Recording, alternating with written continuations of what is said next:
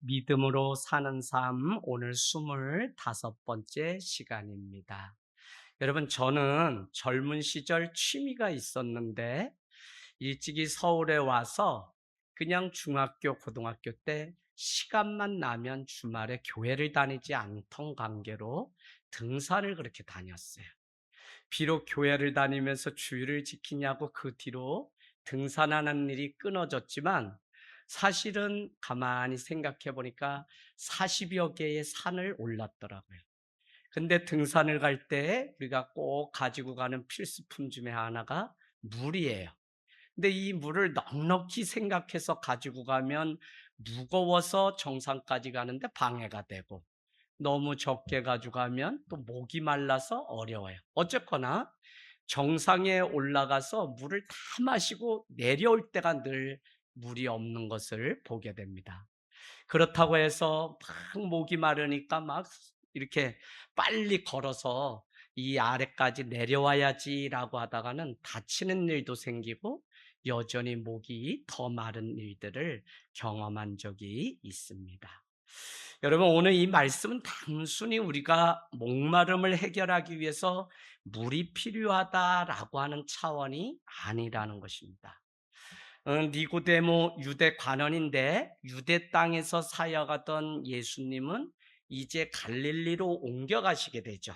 우리 주일날 생각해 보면, 자, 그랬던 그 이유가 1절, 2절에 보니까 예수님을 누가요? 바리새인이 보건대 세례 요한이 주는 세례보다 이제는 후발주자였던 예수님이 주는 세례가 더 많다는 소문이 막 나가게 돼요. 그래서 예수님은 그것 때문에 다투거나 싸우지 않고 그 소문의 근원지인 유대 땅을 떠나서 갈릴리로 가게 돼요. 제가 왜 그렇다고 말씀드렸냐면, 예수님이 그동안 전했던 하나님 나라의 복음, 세례 요한이 전했던 회개하고 천국에 이르기를 원했던 회개의 복음이 오늘 세례의 문제로 인해서 다 훼손되고 폄하될까 봐 오늘 예수님은 차라리 사역지를 옮겨서 갈릴리라고 하는 바닷가로 옮기게 돼요. 그런데 우리가 잘 아는 것처럼 옮기는데 가는 길이 두 개가 있는데, 그 첫 번째는 뭐라 그랬나요? 유대에서 갈릴리로 가는데 단숨에 하루 만에 갈 수 있는 거리가 사마리아를 관통하면 가장 빨리, 두 번째는 요단강을 건너 요단 계곡으로 돌아서 2, 3일 걸리는 그 길로 갈릴리를 갈 수 있는 두 번째 길을. 그런데 오늘 예수님은 의지적 선택을 들여서 4절에 보니까 사마리아를 통과하여야겠는지라 라고 해서 일부러 고의로 하나님의 섭리가 있을 것을 믿고 그는 그 사마리아를 가게 됐는데, 우리가 또 한번 생각해 봐요. 바벨론으로 포로로 잡혀갔다가 그 이방 민족과 피가 섞이고 결혼을 하고 자녀를 낳았던 사람들이 바로 사마리아 사람들이에요. 그래서 이 사마리아 사람들을 어떻게 했다고요? 사람들은 혼혈족이고 신앙의 혼합 종교이기 때문에 그들을 멸시하고 상종하지 않았던 사람들이 누구냐면 유대인이에요. 그러면 예수님도 유대인인데 예수님은 오늘 유독 그 상종하지 않던 사마리아를 일부러 관통해서 가게 되고, 그곳에 수가라고 하는 한 성에 야곱의 때에 하나님이 약속하셔서 너희에게 땅을 준다 라고 해서 그 아들 요셉의 때에 땅을 주겠지라고 해서 뭐라고 이름을 불렀죠? 우물을? 야곱의 우물이라고 하는, 하나님의 약속이 이루어질 때를 기다리며 야곱의 우물을 이렇게 파놓았다고요. 거기에 오셔서 예수님은 때가 6시니까 우리 시간으로 정오, 가장 더운 그 한낮에 그곳에서 잠시 피곤해서 쉬게 되면서 한 여인이 오게 되는데, 그를 향하여 외쳤던 첫 마디가 물을 달라라고 하는 거였어요. 그래서 예수님 자신도 육체적인 목마름이 있었는가 하면 그곳에 한 여인이 사람들의 눈을 피해서 그냥 그 인생에 감추고 싶은 그 목마름의 상처를 가지고 한낮에 왔던 한 여인이 또 있어요. 이 여인은 우리가 놓치지 말아야 되는 게 한 사람의 인생의 이야기가 아니라 이 여인은 이 땅에 살아가는 우리의 삶을 대변하는 한 사람이에요. 그냥 감추고 싶고 어떻게 이렇게 자기 인생의 문제를 너무 그 목마름으로 해결함을 어떻게 받아야 될지 몰라서 했던 한 여인. 오늘 우리가 읽어보면 다음 주에 더 정확하게 알기는 그는 남편이 5이나 있는데 그 남편도 아니고 지금 6번째 남편과 함께 살아가는 한 여인의 기구한 목마름이 소개되어 있어요. 그래서 주일날 저희는 다른 거 이야기하지 않고 다 잊어버려도 내 인생에 정말 목마름이 있는지를 우리가 점검하고 진단해야만 우리가 왜 예수를 믿고 왜 우리가 물을 마셔야 되는지를 우리가 다시 신앙의 기초부터 시작할 수 있다. 그 이야기를 드렸습니다. 여러분, 단순히 오늘 그 목마름은 그냥 목이 마르니까 거기에 물을 먹으면 된다, 그런 이야기를 하려고 오늘 사장이 말씀하는 게 아니라 이 땅에 살아가는 인간의 그 존재라고 하는 것은 고질적인 문제가 있는데 그것이 먹어도 해결되지 않는 목마름이 있다는 거예요. 그 문제를 영원히 해결하기 위해서 야곱의 우물로도 안 되는 그 문제가 우리에게 있다는 사실을 가르쳐줘요. 우리는 나의 목마름을 해결하기 위해서 이렇게 저렇게 세상적인 방법을 다 동원해서 갈증을 해소해 보려고 하지만 그때뿐이고 그때만 시원하고 그 갈증은 영원히 해결되지 않는 존재가 우리라는 거예요.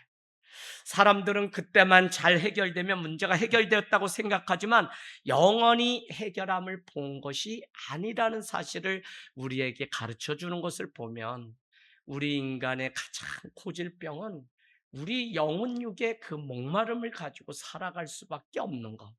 그래서 여러분, 여호와 그 이름은 견고한 망대라 의인이 그리로 달려갈 때 안전함을 얻으리라.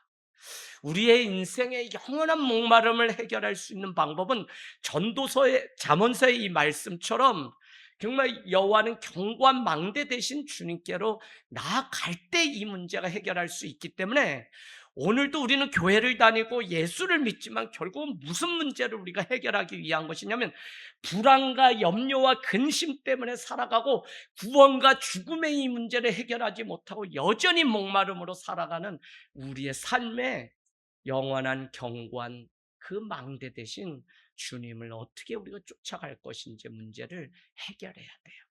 여러분, 오늘 사마리아 여인 11절에 딱 보니까 이렇게 얘기했죠. 예수님이 너가 10절에 너가 만일 내가 정말 너에게 생수를 주겠다고 했지만 너가 보건대 내가 하나님의 선물로서 정말 하나님이 보내신 생수이신 예수 그리스도라는 것을 너가 알았더라면 너가 물 좀 달라고 하는 나의 말에 그냥 물을 줄 것이 아니라 너가 영원히 마르지 않는 예수 그리스도의 그 생수를 마셨어야 된다라고 10절은 우리에게 말씀하고 있죠. 그리고는 11절에 물 좀 달라고 하는 그 여인의 그 예수님의 말씀에 이 여인은 곰곰이 꽂혀서 11절 여자가 이르되 주여 선생이여 물 기를 그릇도 없고 이 우물은 깊은데 어디서 당신이 그 생수를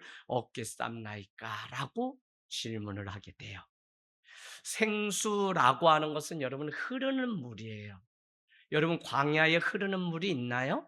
밑에서 보글보글 이렇게 올라오는 샘솟는 물이 바로 그 물이죠. 근데 여기서 생수라는 것은 차고 넘쳐서 이렇게 샘솟아서 흘러갈 정도니까 영원히 마르지 않는 물을 생수라고 오늘 말씀하고 있는 거죠.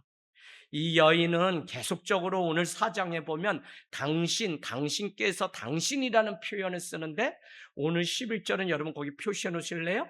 주여라고 하는 말을 하고 있지만 이 주여라고 하는 말은 우리가 당신이 나의 통치자고 나의 주인입니다 라고 하는 주여 그 의미로 하는 주여가 아니라 Sir, yes sir 할 때 선생님이라고 하는 표현 정도로 예수님께 주여라고 그렇게 이야기하고 있다는 거예요. 여러분, 예수님께 자신이 원하는 것이 이제 기대해도 되겠다라고 하는 마음으로 여인은 계속 예수님에 대해서 호기심을 가지고 기대 이상을 가지게 돼요. 그런데 여인이 보길래, 보건대 예수님이 내가 생수를 주겠다라고 하는데, 현실은 어떤 상황이냐면 물 기를 그릇도 없고, 이 우물, 야곱의 우물은 그냥 깊이가 얼마나 깊냐면 대략 30m 이상 내려가서 이 물이 올라올 정도니까 엄청 깊은 곳이에요. 그런데 이 현실, 물을 먹을 수 있는 방법이 전혀 당신에게 없는데, 당신은 어떻게 지금 나보고 더 영원한 그 생수를 주겠다고 말씀하고 있습니까? 라고 하면서 그는 뭐라고 얘기하냐고? 예, 12절에 보니까 이렇게 얘기하죠. 야곱이 이 우물을 우리에게 주셨고, 또 여기서 자기와 자기 아들들과 짐승이 다 마셨는데 당신이 야곱보다 더 크니까? 라고 묻는 거예요. 무슨 얘기냐면 반문을 하는 거예요. 지금 내가 생수를 주겠다라고 하는데 정말입니까? 라고 묻는 이 표현이에요. 부정이 아니라 강한 긍정으로서, 이것은 정말 당신이 나에게 생수를 줄 수 있다고요? 당신 지금 현실이, 응? 물을 기를 그릇도 없을 뿐더러 이 우물은 너무 깊어서 먹을 방법이 없는데 이 문제도 해결하지 못하는 당신, 나에게 생수를 주시겠다고요? 라고 오늘 강한 긍정을. 그러니까 무슨 얘기냐면 오늘 이 여인은 이 예수님께 당신이 나에게 생수를 주실 수 있다면 내가 이것보다 더 큰 복이 없겠습니다. 라고 하는 강한 긍정으로 오늘 이렇게 반어법을 통해서 질문하고 있다는 거예요. 여러분, 오늘 여인은 자기들에게도 자존심이 있죠. 그 자존심이 뭐라 그랬어요? 이 피가 섞이고 결혼을 해서 혼혈족이기 때문에 유대인들이 사마리아인들을 무시하기 때문에 사마리아는 관통 안 했는데, 오늘 그들의 자존심이 뭐라고 얘기됐냐면 한번 거기 보실래요? 12절. 이 사마리아 여인의 자기의 자존심이 거기 뭐예요? 지금 성경 잘 보세요. 여러분 찾을 수 있어요. 한 단어를 보면. 응? 아니에요. 네. 야곱은 야곱인데 무슨 야곱이라 그래요? 예, 우리의 조상 야곱. 원래 야곱은 누구의 조상이에요? 유대인의 조상이잖아요.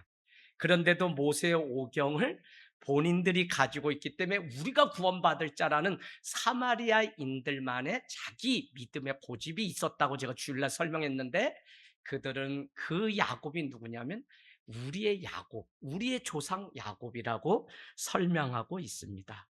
자신의 전통성을 주장하기 위한 것이죠.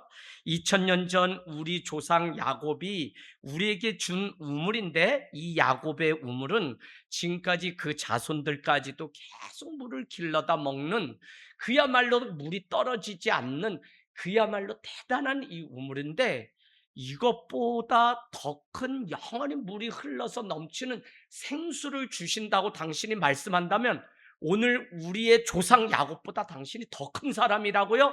라고 또 강한 긍정으로 오늘 질문하고 있는 이 여인의 모습을 보게 돼요. 여러분, 참 우리의 신앙이라고 하는 것은 가만히 생각해 보세요. 누가 믿음을 찾아서 가냐면 진리에 대한 호기심, 진리를 알고 싶은 그 마음이 우리 가운데 늘 있어서 진리신 예수님을 만나지 않으면 마치 누가복음에 나오는 것처럼 안나와 시몬처럼 주님을 내가 만나기 전에 이 성전을 떠날 수 없습니다 라고 외쳤던 심정으로 진리에 대해서 목마름으로 살아가는 그가 오늘 이와 같이 질문을 계속적으로 진리를 찾아. 당신이 정말 야곱보다 더 큽니까? 당신이 정말 그런 자입니까? 라고 오늘 이 여인은 예수님께 질문을 하는 거예요. 여러분, 우리가 예수님 다 만나고 그 사랑 다 만났지만 점점 진리에 더 알고 싶은 그 목마름이 우리의 인생에 찾아오게 되면 우리는 주님 그 사랑의 깊이가 얼마나 넓고 크길래 나 같은 자를 기다리시고 나 같은 자를 오늘도 자녀 삼으셔서 구원을 베푸십니까? 라고 우리는 계속적으로 질문을 할 수밖에 없어요. 그때 비로소 언젠가 성령님이 우리에게 그 하나님, 우리가 질문하는 그분이 너를 위한 나의 아버지이신 것을 깨닫게 할 때 우리는 비로소 하나님을 다시는 놓치지 않는 믿음의 삶을 살게 돼요.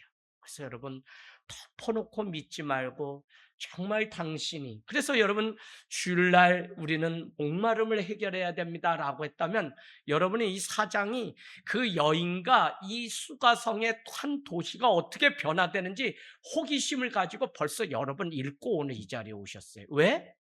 이 여인의 삶은 결국 어떻게, 왜 우리가 믿음으로 사는 삶이 오래 중요하냐면 하나님은 믿음의 사람을 찾으시고 믿음의 사람을 찾아서 사용하시기를 원하세요. 그래서 많은 교회가 있고 많은 사람이 있는데 주님이 찾으시고 기뻐하는 사람은 믿음밖에 없어요. 여러분, 이만한 믿음을, 내가 살아서도 죽어서도 내가 이 하나님의 구원을 보는 그 믿음이 우리에게 있어야 되는데, 하나님을 가장 기쁘게 하는 건 히브리서 11장 8절에 믿음이 없이는 하나님을 기쁘시게 못하나니 그가 계신 것과 그가 상 주시는 분이심을 믿어야 할지니라. 그러니까 가장 하나님이 기뻐하시는 거는 믿음이 있어야만 기뻐하신다. 그래서 여러분, 올해 코로나 다 마치고 우리 교회 안에 복음, 위로도 필요하고 어떤 면에서는 우리에게 또 같이 해봅시다 하는 이런 것도 필요해요. 그런데 우리 하늘땅교회는 올해 정말 믿음으로 강하게 우리가 도전받고 이 도시와 이 열방을 깨우는 일들을 감당하길 원하는데, 마음만으로 안 되고 하나님은 믿음이 있다면 그 교회가 이 불모지 사막과 같은 목마름으로 허덕이는 사람들을 맡겨주실 것이고, 우리가 이 믿음 가운데 우리가 준비되어 있으면 하나님은 바로 우리 집사님들, 우리 권사님을 불러서 또 사용하시고, 정말 우리가 녹이 슬어서 그냥 이 땅 가운데서 없어지는 사람이 있는가 하면 끝까지 쓰임받아서 닳아서 없어지는 인생이 있어요. 우리 믿는 사명자는 닳아서 없어져야지 그냥 세워라 내워라 하다가 녹이 슬어가지고 연장을 사용 못하고서 그냥 없어지는 그런 존재가 되면 안 된다고요. 그래서 디모데 후서 4장은 내가 많은 거 했다, 내가 많은 거 했다라고 하면서 사도 바울은 내가 뭘 했다 그랬죠? 끝까지 내가 믿음을 지켰다고 고백해요. 그래서 믿음은 지켜내야 돼요. 계속 지금도 사단이 지금 뭐 하는데요? 계속 믿음의 사람을 끄집어내기 위해서, 끌어내기 위해서 교회를 무너뜨리고 목회자를 무너뜨리고 막 성도들을 막 그냥 다 갈라지게 하고, 지금 사단의 이 일들이 어마어마해요. 여러분, 한 번이 두 번 되고 두 번이 세 번 되고, 그래서 우리가 견고한 성을 쌓고 진을 쌓아서 이 아버지 안에 무너지지 않도록 하나님이 부르실 때 우리가 쓰임받기 위해서 성도는 더욱 하나 돼서 성령 안에, 기도의 말씀 안에서 하나 되어서 하나님께 쓰임받는 인생을 준비해야 돼요. 저는 이 사실을 우리 아이들이 알았으면 좋겠어요. 그냥 온실 가운데 부모님이 그냥 이렇게 해주는 게 아니라 믿음으로 우리가 먼저 깨어서 세워서 이 자녀가 부모님의 믿음에 순종하는 세대가 돼야지, 이거 우리가 준비 안 하면 부모가 자녀들 따라가다 인생 다. 그래서 여러분, 정말 우리 자녀들 위해서 올해 기도 많이 하시죠. 여러분 인생 마지막 평가 다른 거 없어요. 결국 자녀인데 그 자녀가 내 인생의 동역자인지 아닌지만 보시면 여러분이 어떻게 살아왔는지 다 보여요. 여러분, 네, 우리가 아이들, 자녀들 믿음 가운데 계속적으로 세우기를 원합니다. 그래서 정말 목마름으로 주신다 그랬던 그 땅을 지금까지 기다리는, 하나님의 약속이 이루어질 거를 기다리는 그 목마름으로 기다리는 오늘 이 사마리아 사람들, 이 야곱의 우물을 먹고 있는 이들이 하나님의 약속이 성취될 그 목마름으로 지금 살고 있어요. 오늘 우리도 그와 같은 목마름이 너무 간절해서 기도가 되고요. 그게 예배가 되고 그게 하나님 앞에 우리의 삶을 드리는 일이 되기를 원합니다. 여러분, 처음 보는 예수님이 이 야곱의 우물보다 우리 자손 만대가 지금까지 하나님의 약속 가운데 계속 먹어왔던 이 야곱의 우물을 주신 우리의 조상 야곱보다 처음 보는 생수를 준다고 하는 예수 당신이 더 큰 자라고요? 라고 이 여인은 질문하기 시작해요.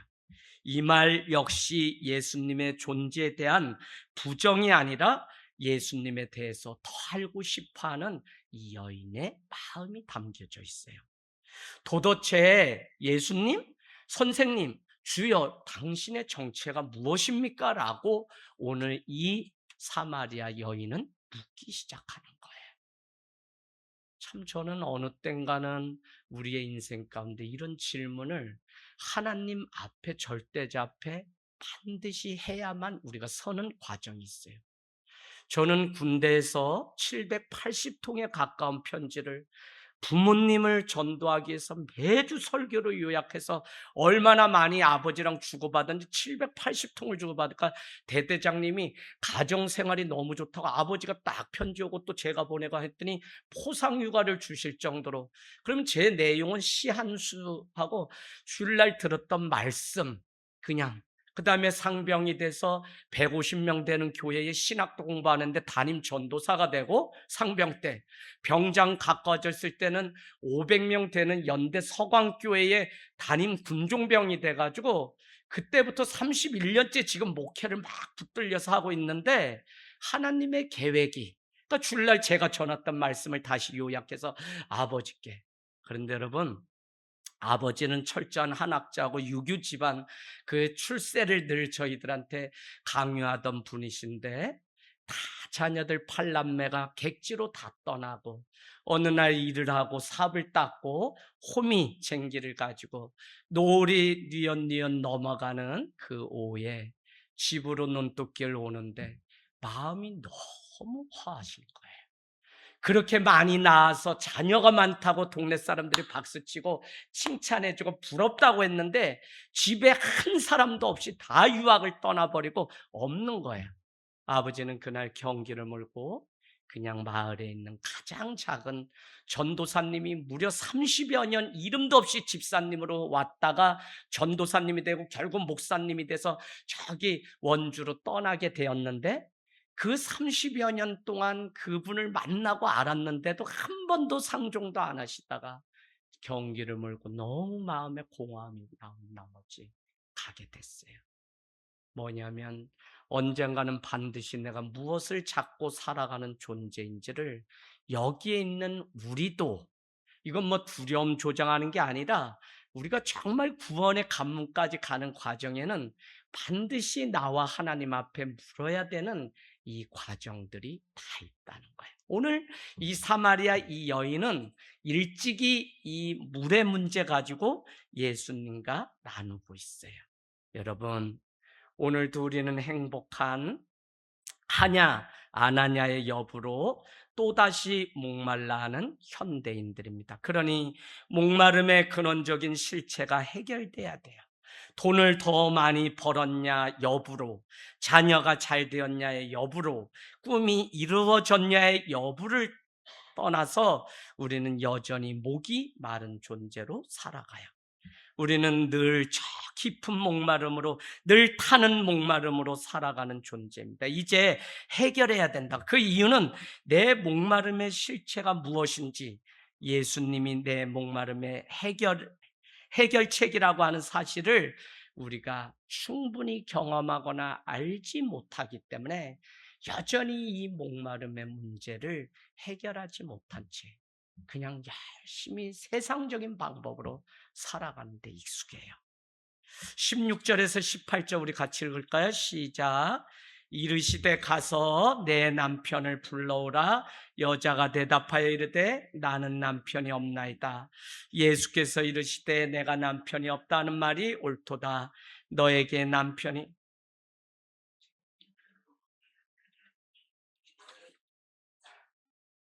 네, 그러니까 여러분 우리가 그 말씀 전에 13절을 한번 보겠습니다. 그랬더니 예수님이 뭐라고 대답을 했냐면 이렇게 얘기하죠. 예수께서 대답하여 이르시되 이 물을 마시는 자마다 다시 목마르려니와 뭐라고요?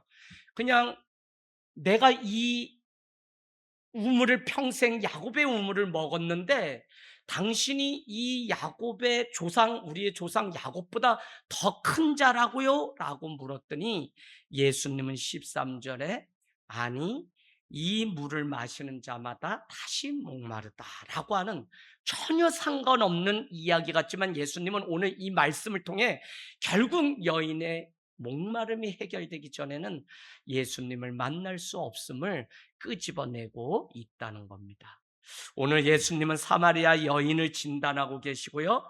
그와 똑같이 이 땅에 살아가는 우리도 같은 상황이에요. 왜냐하면 여인과 함께 이 땅도 우리가 살아가는 이 땅도 목마른 상황은 매 마찬가지예요. 왜 목마른지 왜 채워도 목마른지 어떻게 해결해야 할지를 모르고 살아가는 우리의 이 삶은 오늘 성경에서 사마리아 여인 한 사람으로 상징될 뿐 우리도 여전히 목마른 삶을 살아가고 있다고요. 지금도 세상은 여전히 목마름을 해결하기 위해서 물을 찾고 다니는 세상이에요. 그 목마름의 욕망을 버리고자 했던 수많은 사람들이 있었지만 여전히 그들도 목마름을 해결하지 못했어요. 대표적인 사람이 성철 스님. 산은 산이요 물은 물이. 그가 했던 내용을 이렇게 모아놓으면 여러분 절대 나를 따르지 마십시오. 나도 죄의 문제를 해결하지 못했습니다. 나는 이제 지옥에 갑니다. 라고 마지막 말했던 사람이 성철 스님이에요. 여러분 그 목마름을 해결하기에 더 돌을 닦고 더 일찍이 무언가를 위해서 수도원으로 사막으로 우리 기독교도 하나의 사막운동이 일어나고 막 그랬던 시절들이 있지만 인간으로서는 이 목마름이 해결되지 않는다는 거예요. 예수님은 그 목마름을 영원히 해결할 수 있다고 오늘 단연한 게 뭐냐면 14절 말씀인데 내가 주는 물을 마시는 자는 영원히 목마르지 아니하리니 내가 주는 물은 그 속에서 영생하도록 솟아나는 샘물이 되리라. 아까는 여러분 뭐라 그랬죠? 아까는 생수. 그러니까 생수는 리빙 워터라면 여기에 샘물은 뭐냐면 스프링이라는 거 알죠? 이렇게 물이 막 오르는 거 스프링 워터예요, 영어로. 자, 샘물이 되리라. 그러니까 예수님이 주시는 물은 없어지는 것이 아니라고요. 제가 아까 이런 말씀 드렸어요. 오늘 이 말씀은 당신이 목마를 때 물 한 모금을 먹으면 해결됩니다라고 하는 갈증 해소책을 말하는 게 아니라 당신의 그 존재 자체에 영원히 해결되지 않는 그 목마름을 해결하려면 생수를 먹고 어떻게 해요? 샘물이 솟아나는 그것을 먹어야 되는데 그것을 어떻게 우리가 먹어야 되는지 가르쳐줘요. 그래서 목을 그냥 축이는 정도가 아니라 계속해서 솟아나는 그 물을 먹어야 되고 그 물은 갈증을 잠시 완화시켜주는 갈증 해소제가 아니라 목마름이라고 하는 것은 결국 우리의 이 마음의 뿌리, 우리의 이 존재의 이 뿌리가 영원한 그 흘러 넘치는 샘물에 우리의 인생의 뿌리가 닿을 때만 생명을 얻을 수 있다는 사실을 가르쳐 줘요. 이해되실까요, 여러분? 그냥 우리 문제없이 다 살아가요. 우리 다 그렇게 살아요. 더구나 교회 다니면 그래도 나름대로 신앙생활 하면서 다 살아요. 근데 제가 왜 그럴까? 그 깊이의 차이가 어디 있을까? 세상 일 열심히 하고 막 이러지만 요동하지 않고 또 병마와 싸우면서도 요동하지 않고 그 인생의 뿌리를 이미 영원한 샘물이 되시고 생수가 되시는 예수님께 인생의 뿌리를 담고 있기 때문에 요동하지 않고 살아가요. 그러니까 오늘 이 말씀은 그냥 목이 마른 우리의 인생에 잠깐 갈증을 해소하는데 물이 필요하다라고 하는 차원이 아니라 우리 존재 자체에 영원히 우리 집사님 여기 계세요. 아메리칸 드림 꿈꾸면서 일찍이 미국에 갔지만 거기서도 이 목마름의 이 문제는 해결되지 않았어요, 여러분. 그게 우리 존재예요. 자, 그래서 여러분 그렇게 되면 내가 왜 무엇을 위해서 어떻게 살아야 하는지 답을 주는 것이 영원한 샘물이신 예수 그리스도이심을 우리는 비로소 알게 돼요. 그런데 그 생수는 자신으로서는 목마름을 해결할 수 없다는 이 사실을 먼저 깨달아야만 영원한 생수를 마실 수가 있어요. 냉장고 문 열고 막 이러면 여러분 정수기에 물이 시원한 게 막 나와요. 그래서 그거 먹고 우리는 계속 이 땅에서 그냥 문제없이 살아요. 근데 어느 인생에 허무와 공허가 찾아올 때 그때 우물을 파면 늦어버렸어요. 우리 존재의 갈증은 그런 그냥 육신의 물을 먹었다 그래서 채워지는 게 아니라는 사실을 알게 돼요. 그 인생의 나이가 50살이에요. 50살. 50살을 기점으로 집사님 많은 분들이 서울에서 제가 있어 보니까 제가 뭐 또 이제 한국 학에 대해서 이런 어떤 민족사 이런 거를 공부하다 보니까 여자 나이 50을 기점으로 계속적으로 아웃워드 세상 사람들이 보는 나를 위해서 계속 누구의 엄마 누구의 아내로만 50살까지 살아왔다는 거예요. 그래서 아들 대학 보내고 집 아파트 몇 평 몇 cc 차 준비하고 계속 살았는데 인생 50에 큰 집에 혼자 남아서 그때부터 내면적인 인워드 힘의 방향을 내 내면을 향해서 묻기 시작하는 때가 반드시 온다고요. 그때 내가 누구지? 내가 누구의 엄마로 누구의 아내로 우리 남편 상무가 되고 뭐가 되고 다 우리가 했는데 나는 정작 뭐지? 라고 하는 질문을 던질 때 그때 내가 누구인지를 대답 못하면 많은 사람들이 우울증의 인지를 갖게 돼요. 이 존재론적으로 우리가 예수를 그래서 여러분 뭐 덮어놓고 예수 믿으셔야 됩니다. 난 그렇게 설교를 막 하질 않고 여러분 이렇게 미리 내 인생의 미래를 준비해야 되는데 그때 우리가 뭐 때문에 우리가 살아가냐면 예수 믿는다는 건 뭐냐면 사실은 우리 존재의 변화가 예수 믿는 일이고 우리 인생의 가장 큰 변화는 뭐냐면 존재가 바뀌는 혁명보다 큰 게 없어요. 전에는 내가 그냥 뽕나무 심고 일하고 그냥 직장 다니던 사람인데 어느 날 예수를 믿고 예수의 제자 주님의 백성 성도로 존재 자체가 바뀌기 시작하면서 이제는 내가 내려놓고 내가 손해를 봐도 나는 이것만으로도 만족할 수 있는 존재로 바뀌게 되는 그때가 있다니까 여러분. 희한해요. 막 안 먹어. 그런데도 배가 부르고 막 셀이 잡는다고 집에서 난리 났어요. 저희 집도 제 1세대로 여러분 요새 뭐 어렵다 그래도 지가 안 가는 거지 무슨 부모가 막 교회 다닌다고 뭐 몽둥이를 들고 성남까지 쫓아오고 이런 일은 없잖아요. 우리 어머니 아버지 장손인데 얘 왜 공부하는 애를 이렇게 다 망쳐놨냐고 목사님 책임지라고 목사님 멱살 잡으러 성남에 두 분이 나타나가지고 내가 막 우리 목사님 막 피하라 그러는데 목사님이 가만히 앉아 계시다가 오셨어요 하면서 얼마나 극진하게 대접을 하는지 엄마가 욕을 한 바가지 똥물을 끼얹으러 왔다가 그 앞에 앉아서 예 목사님 예 목사님 우리 아들이 말은 잘 듣나요? 가도 고집이 좀 있어가지고 뭐 하면서 대화를 오히려 하면서 뭐라고 약속하고 내는 목사님 우리 시골에 애들이 다니던 폐교가 있는데 거기 수련회 오세요. 제가 옥수수랑 그냥 고구마랑 감자전이랑 제가 대접할게 몇 명 오시는 한 200명. 엄매 뭐 아버지 막 뭐 내려갔는데 교회 교자만 얘기해도 막 큰일 나고 전화 안 한다고 장소리 막 난리 났는데 개새끼 멍멍이까지 잡아가지고 그냥 처음 보는 교인들 다 대접해가지고 그 다음에 또 가고 이런 일이 결국은 어머니 아버지가 예수 믿고 그렇게 가시는 게 다 이유가 있어요.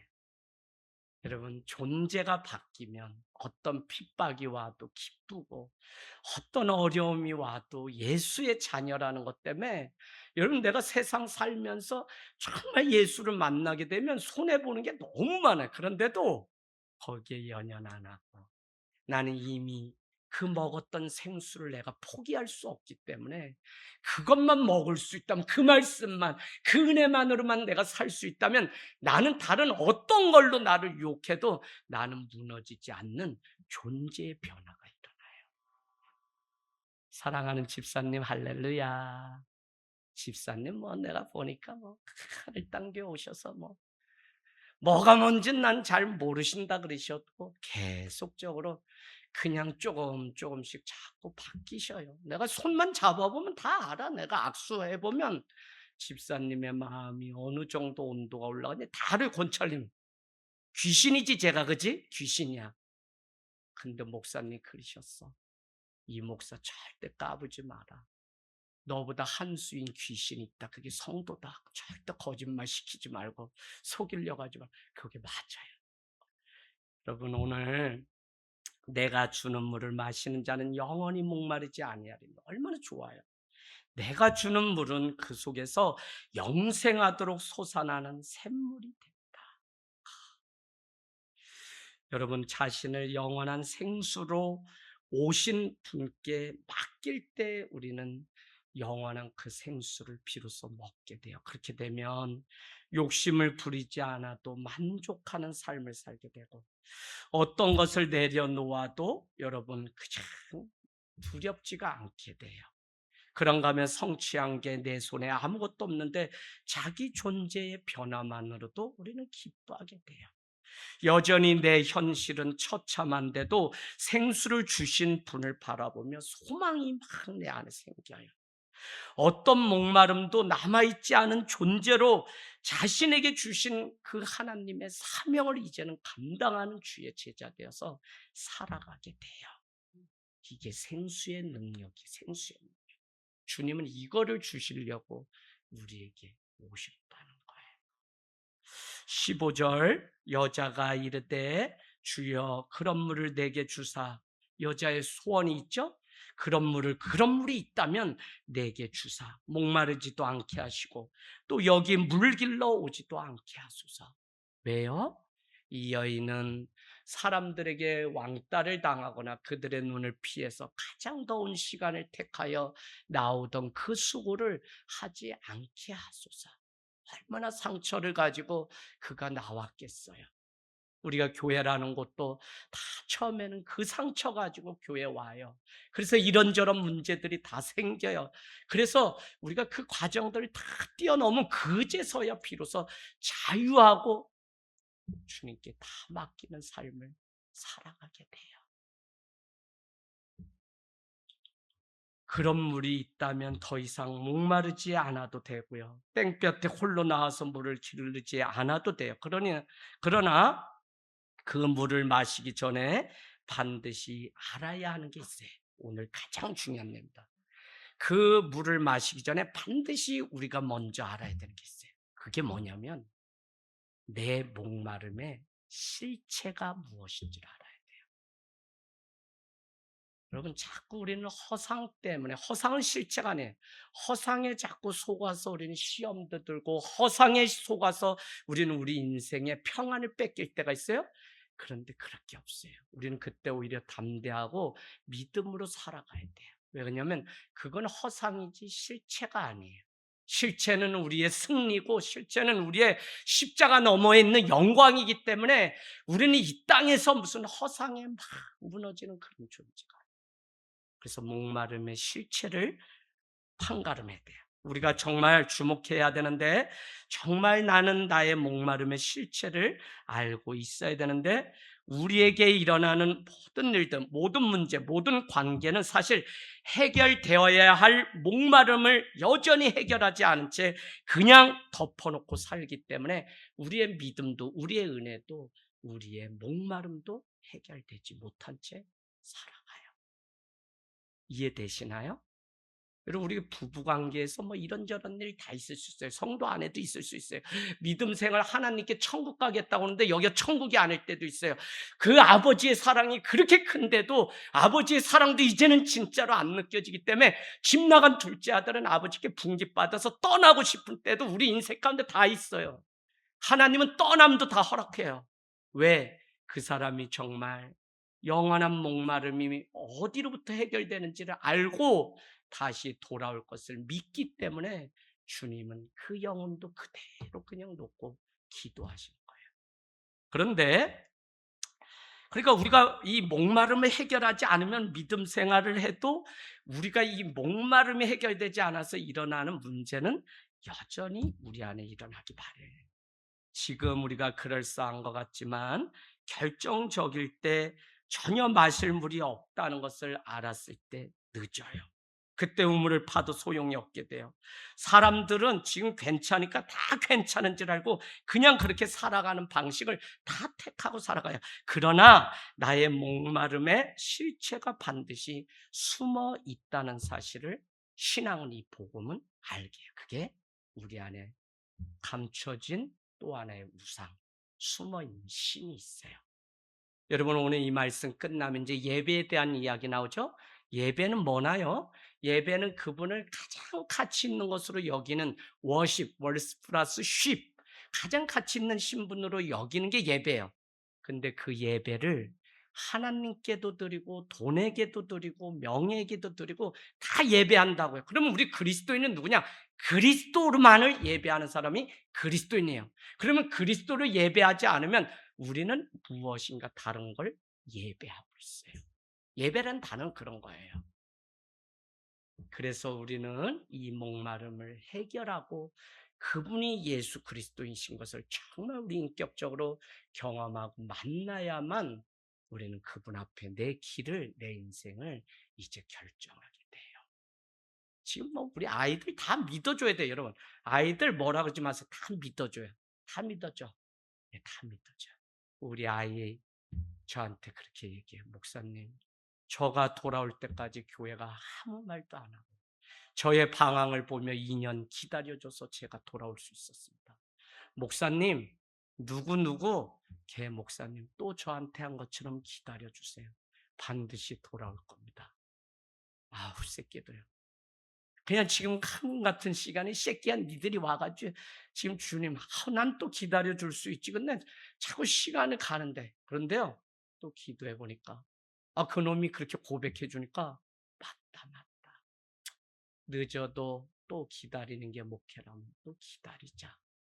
그래 이 젊은 청년들은 더 하겠지. 세상에 막 무한 경쟁 속에 그냥 뒤처지는 것 같고 예수 믿었는데 넌 막 창조 신앙이 뭐야 뭐 물으면 뭐라고 신앙 고백하면 그걸 과학적으로 증명해 봐 이러니까 할 말은 없고 아주 그냥 대학 가면은 뭐를 처참하게 느끼냐면 여러분 내가 믿는 그리스도가 세상에서 먹히지 않는다는 좌절감 때문에 애들은 한번 죽어요.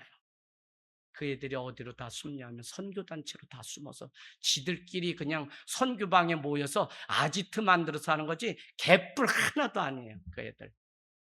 선교단체가 뭐 막 그것도 아니에요.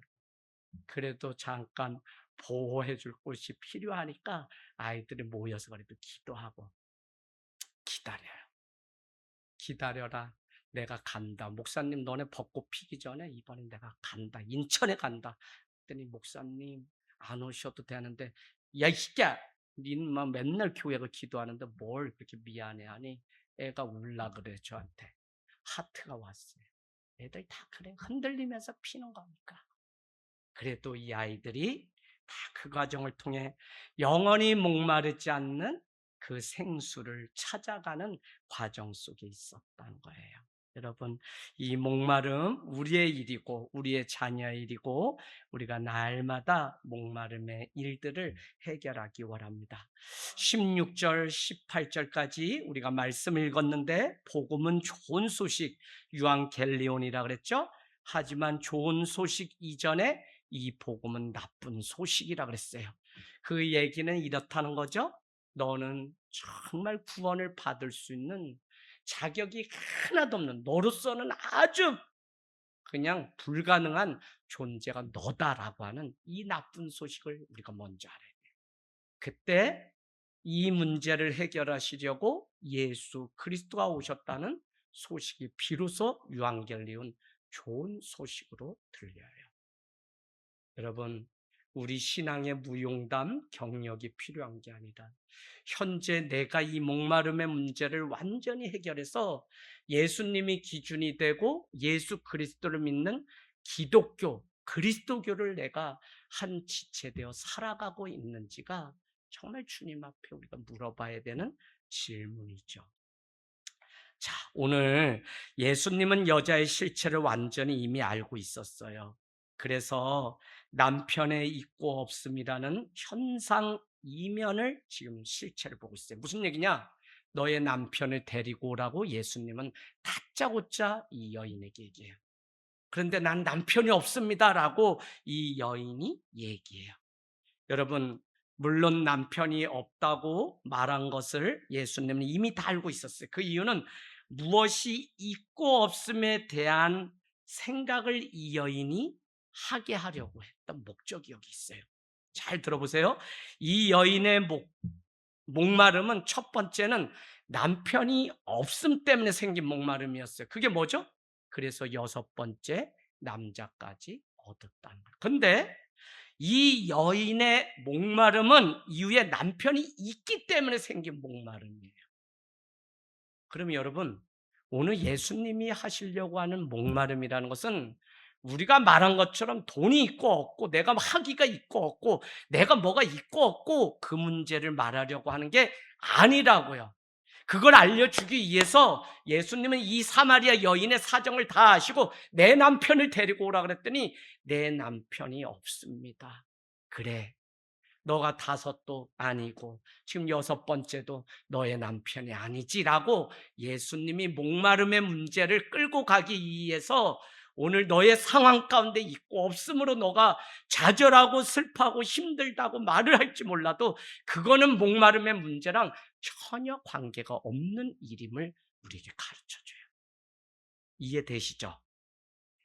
우리는 뭐가 없어서 목마르다고 얘기를 해요. 그런데 그 문제가 아니에요, 목마름은. 자, 남편이 없어서 생기는 목마름은 장차 남편이 있기 때문에 생기는 목마름이 돼요. 여기 다 결혼하셨어요. 이거 아주 쉬워요. 그냥 외로움 해결하자고 뭐를 해요, 우리가? 결혼을 했거든요. 목마름을 해결했거든요.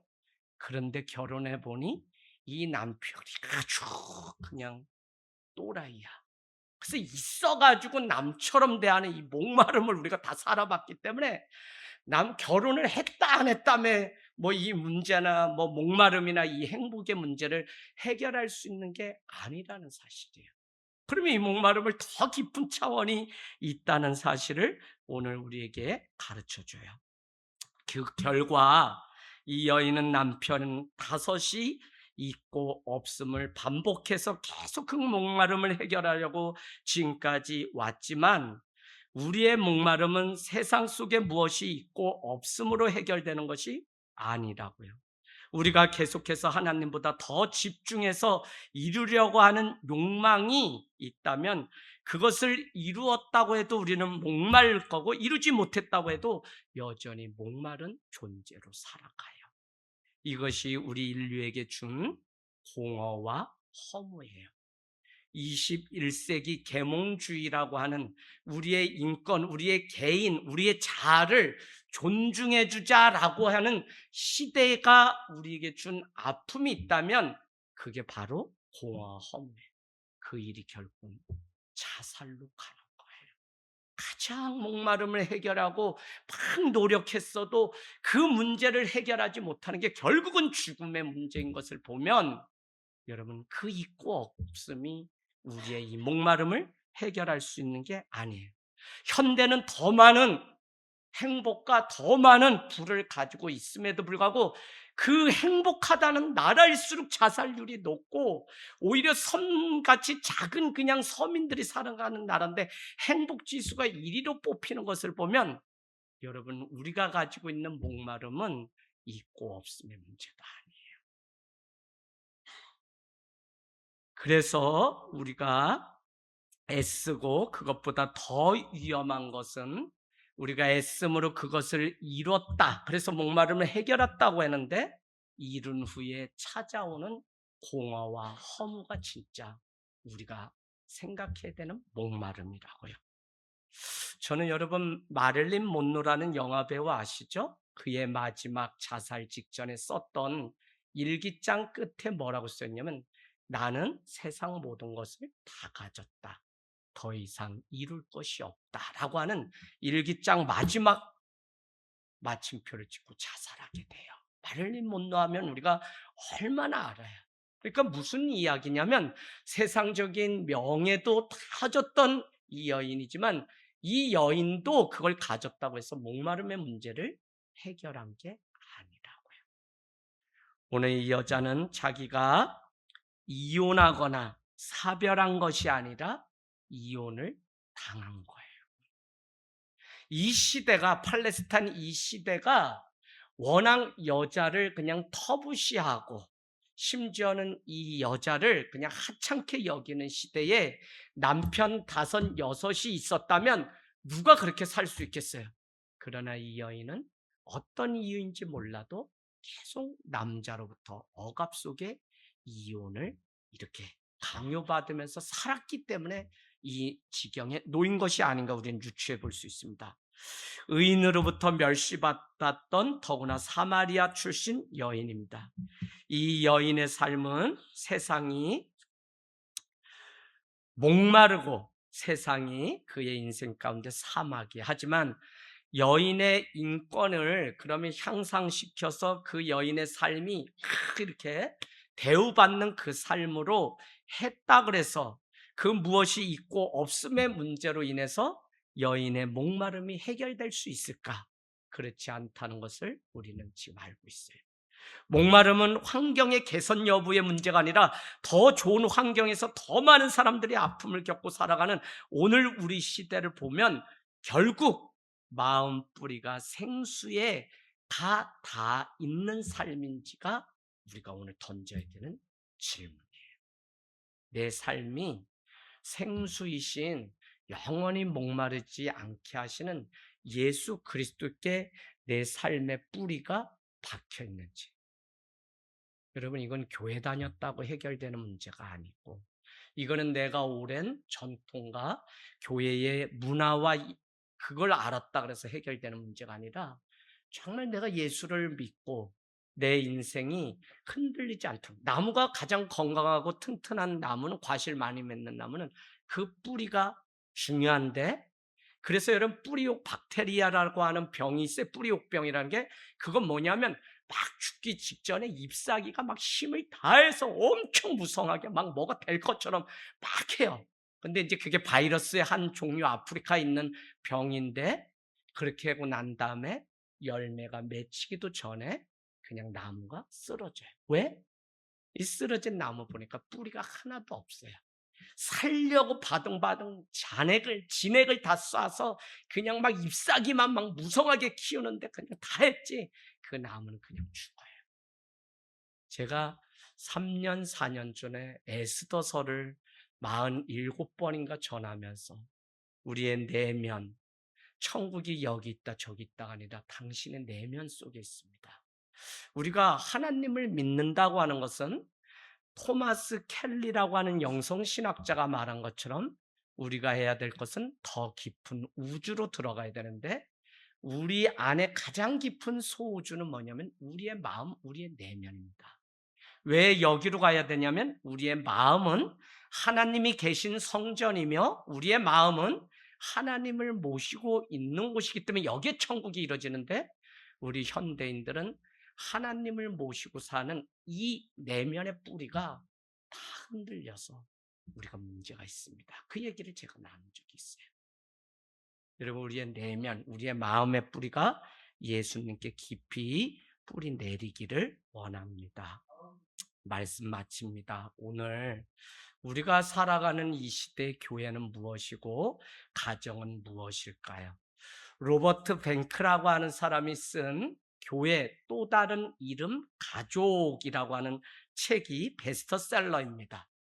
교회의 또 다른 이름인데 그게 뭐냐면 가족이라는 거야. 그래서 교회가 예수 그리스도의 보혈로 연결된 가족이라는 의미인데 오늘 우리가 교회단 다움을 회복하려면 가족이 교회가 돼야 되고 우리조차도 가족다운 가족을 경험하여 보지 않았기 때문에 공동체다운 공동체를 경험해 보지 않았기 때문에 지체의식과 신앙 공동체라는 단어를 아무리 설명해도 우리는 한계가 있는 존재예요. 그래서 우린 다시 지금 도전하면서 하늘 땅 교회는 이 마지막 때도 내 혼자의 믿음으로는 절대 구원받거나 이 믿음 지킬 수 없어요. 초대 교회가 정말 가정교회에서 모여서 가족을 이뤘던 거는 서로 힘들고 어려울 때 흩어지지 않고 그들이 어떻게 해서든지 서로 죽어주고 서로 숨겨주고 서로 세워주는. 그래서 히브리서는 우리에게 이렇게 말씀합니다. 마지막 때가 가까울수록 더욱 그리하자. 그리하자가 뭐냐면 encourage, 격려하자는 거예요.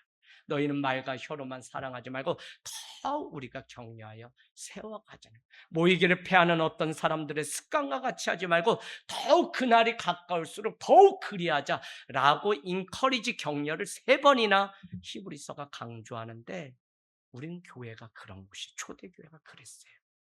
여러분 점점 개체화된 오늘 우리는 이 목마름의 문제를 해결하기 위해서 어떻게 보면 우리는 누군가가 내민 그 손을 통해 사랑에 목말라 있는 우리의 존재가 내 안에 깊이 잠자고 있던 상처가 누군가의 손잡음을 통해 누군가가 나를 위해서 웃는 그 얼굴의 미소로 우리는 회복될 수가 있어요.